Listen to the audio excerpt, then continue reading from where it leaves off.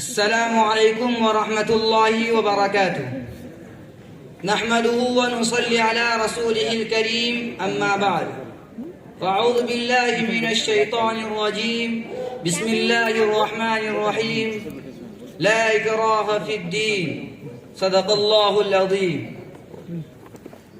محترم حاضرین اور صدر جلسہ، دور دراز سے آئے ہوئے مہمانان اعظام اور معزز سامعین، آج میں جس فکر انگیز موضوع پر اظہار خیال کرنا چاہتا ہوں اس کا عنوان ہے اسلام ایک امن پسند مذہب ہے۔ محترم حاضرین، آج باطل طاقتیں اسلام کو دہشت گردی سے جوڑنے میں اپنی ساری کوششیں خرچ کر رہی ہے۔ دنیا بھر کے مسلمانوں کو دہشت گرد ثابت کرنے کے لیے ایری چوٹی کا زور لگا رہی ہے۔ جھوٹ کو سچ ثابت کرنے کے لیے دشمنان اسلام ایک پلیٹ فارم پر جمع ہو چکے ہیں اور ان سب کا ایک ہی مقصد ہے کہ اسلام کو دہشت گردی کا پیغام قرار دے کر مسلمانوں پر ضرب لگائی جائے۔ آج عالمی صورتحال ہماری زمین کو جھنجھوڑ کر موجودہ حالت کی نزاکت کو سمجھنے کا پیغام دے رہا ہے کہ اے دنیا کے لوگوں، اسلام دہشت گردی کا مذہب نہیں ہے بلکہ امن و سلامتی کا مذہب ہے۔ اسلام کے لفظ ہی سے امن و سلامتی کی خوشبو پھوٹتی ہے۔ قرآن ہو یا حدیث ہو یا نبی صلی اللہ علیہ وسلم کا اسوہ ہو یا صحابہ کرام اور مسلم جرنیلوں کا طرز عمل، ہمیں کہیں بھی دہشت گردی کی پرچھائیاں نظر نہیں آتی، بلکہ 14 صدیوں کے افق پر دین اسلام امن و سلامتی کی روشنی بکھیرتا نظر آتا ہے۔ برادران اسلام، میں آپ سے آج یہ کہنا چاہتا ہوں کہ اسلام کسی سے زندہ رہنے کا حق نہیں چھینتا، بلکہ اپنے ماننے والوں کو باوقار زندگی کا پیغام دیتا ہے۔ اسلام ظلم و زیادتی اور بے سبب قتل و غارت گری کی اجازت ہرگز نہیں دیتا، بلکہ یہ تو اپنی حفاظت کی خاطر ہتھیار اٹھانے کا درس دیتا ہے۔ مجھے آپ ہی بتائیے، باوقار زندگی کے لیے کوشش کرنا اور اپنے حقوق کے لیے میدان میں اترنا کیا دہشت گردی ہے؟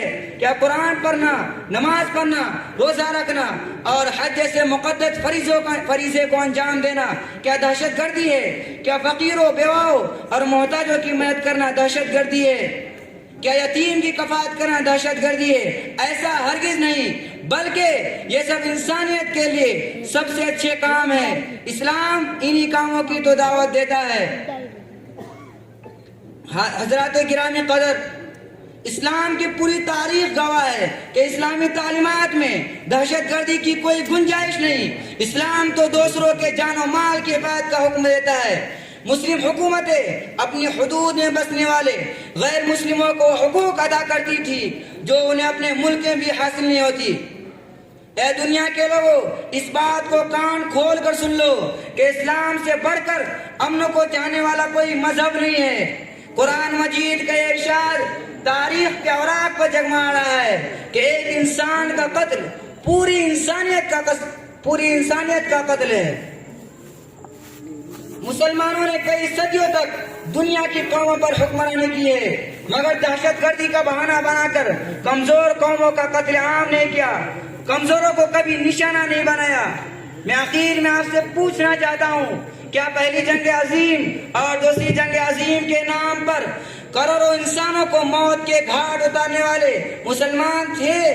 کیا ہیروشیما اور ناگاساکی پر ایٹم بم گرانے والے مسلمان تھے؟ مجھے جواب چاہیے۔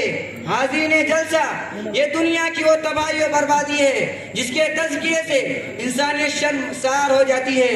میں ان چند باتوں کے ساتھ اپنی تقریر ختم کرتا ہوں۔ وآخر دعوانا ان الحمد للہ رب العالمین۔